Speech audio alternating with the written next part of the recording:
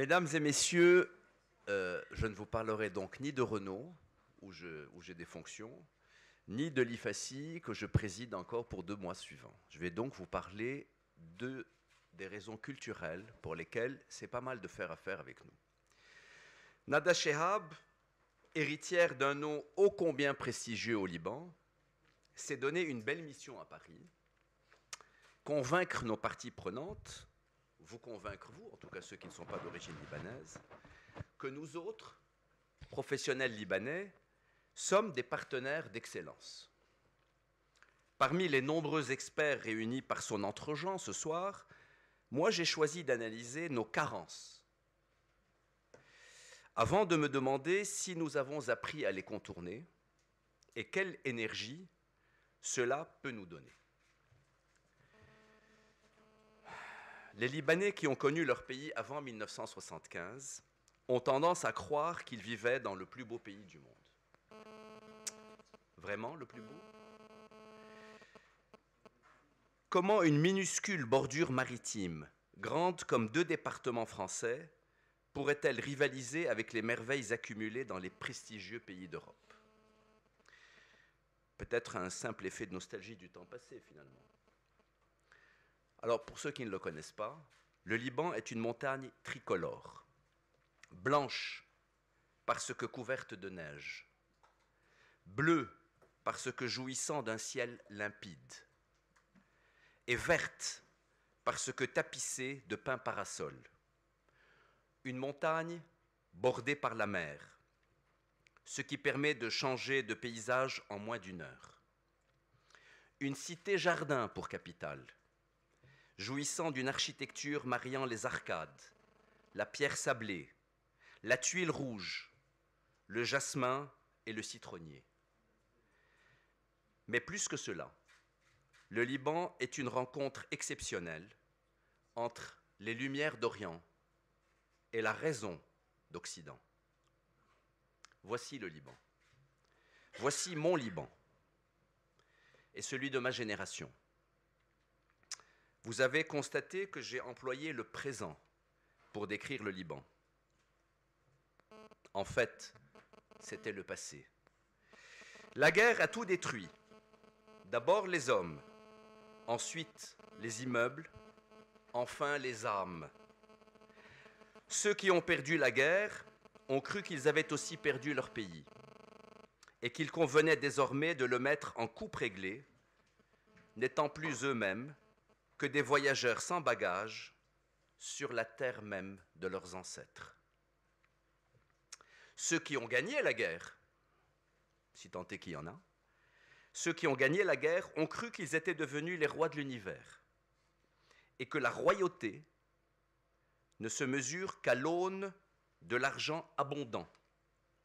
Or, il est d'autant plus abondant qu'il est facile, il est d'autant plus facile qu'il est corrupteur. Et c'est ainsi que le Liban est devenu un navire ingouvernable, incapable d'élire un président de la République, incapable de trier, ramasser et recycler ses poubelles, incapable d'exploiter le pétrole de son littoral, incapable de mettre en valeur son patrimoine et de préserver son urbanisme, incapable de restaurer ses infrastructures.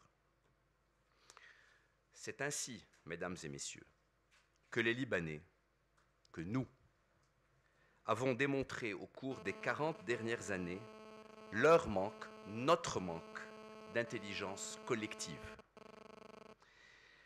C'est de la nôtre qu'il s'agit, hélas, pas celle des autres.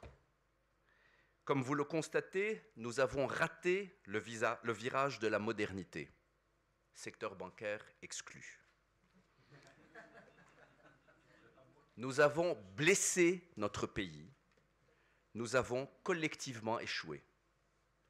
Sommes-nous encore de confiance, Nada ? Peut-on nouer des partenariats avec nous ? La question est en effet légitime, puisque nous avons échoué lamentablement, collectivement, tous ensemble. Mais, il y a un mais. Mais nous avons profité de ce terrible échec pour rebondir ailleurs. Les banques, déjà dynamiques à Beyrouth, se sont déployées en Europe et dans tous les pays du Moyen-Orient. Des armateurs qui se sentaient à l'étroit au Liban se sont installés de l'autre côté de la Méditerranée. Les services informatiques en recherche de clients se sont développés à Paris. Des importateurs de produits de grande distribution ont essaimé leur savoir-faire dans toute la région MENA, Middle East et North Africa. De grands couturiers ont désormais pignon sur rue dans le carré d'or. Tous ont bâti de belles signatures, parfois de véritables empires industriels. Et puis vint le temps des individus, hommes et femmes bien entendu. Ingénieurs, médecins, avocats, commerçants, financiers, chefs de projet, consultants, auditeurs, bien sûr, dirigeants d'entreprise. Nos élites ont quitté le pays et ont essaimé dans le vaste monde, devenu leur nouveau terrain de jeu. Qu'ils aient été formés à Beyrouth ou dans les plus prestigieuses universités d'Occident, ils sont allés à Paris, Londres, Genève, New York, Montréal, São Paulo, Buenos Aires, Mexico. Ils sont venus au Caire, Damas, avant la guerre, Dubaï, Jeddah. Ils se sont reconvertis à Tokyo, Singapour, Hong Kong, Shanghai. Ils ont émigré partout. Ils sont devenus citoyens de l'univers, pour paraphraser l'un des plus célèbres d'entre eux. L'immigration libanaise au XIXe siècle et jusqu'en 1919 était due à la faim. Ils avaient faim. L'immigration post-1975 est mue par la honte et par l'ambition. La honte de l'échec collectif et l'ambition du succès. Ce n'est pas une simple soif de revanche, semblable à celle de certains pays asiatiques qui veulent démontrer à l'ancienne puissance colonisatrice qu'ils peuvent, eux aussi, construire des voitures. C'est une ambition au sens le plus noble, le désir de réussir dans un cadre civilisationnel compatible. Car ce que peuvent apporter les professionnels libanais tient en 3 caractéristiques principales. Tout d'abord, une véritable expertise technique. Quelle que soit la discipline considérée, sciences de l'ingénieur, droit des affaires, médecine, marketing, technologie, finance, art culinaire. Quelle que soit donc la discipline considérée, les Libanais ont à cœur de démontrer qu'ils en sont des experts, alors même qu'ils ne peuvent pas l'exercer dans leur patrie d'origine. Je dirais même plus, le manque de reconnaissance de leur excellence opérationnelle au Liban décuple leur motivation à l'exercer sans complexe ni arrogance, partout ailleurs. J'ai dit premièrement. Deuxièmement,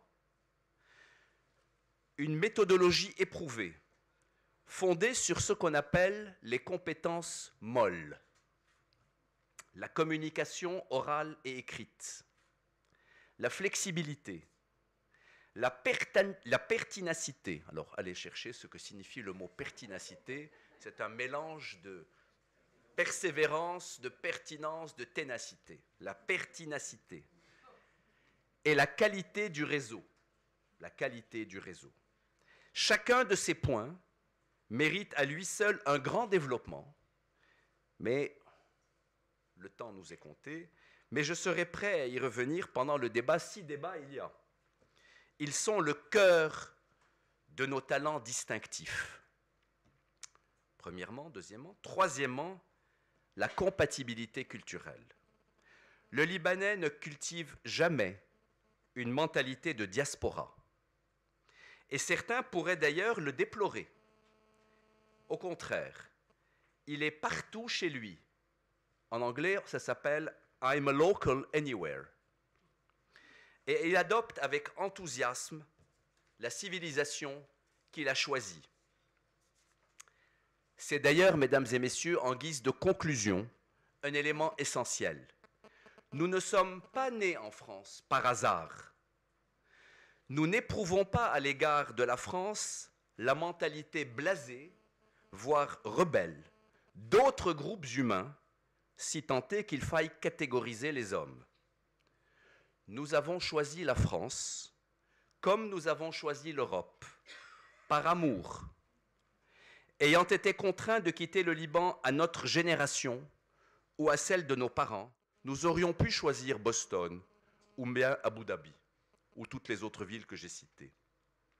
C'est en France ou dans d'autres pays semblables d'Europe occidentale que nous nous sommes arrêtés. Pas pour bénéficier de son État-providence, de son welfare state. C'est pas nous, ça. Mais par adhésion à son projet culturel, économique et politique. Nous ne sommes pas des mercenaires, mais des chercheurs de cohérence.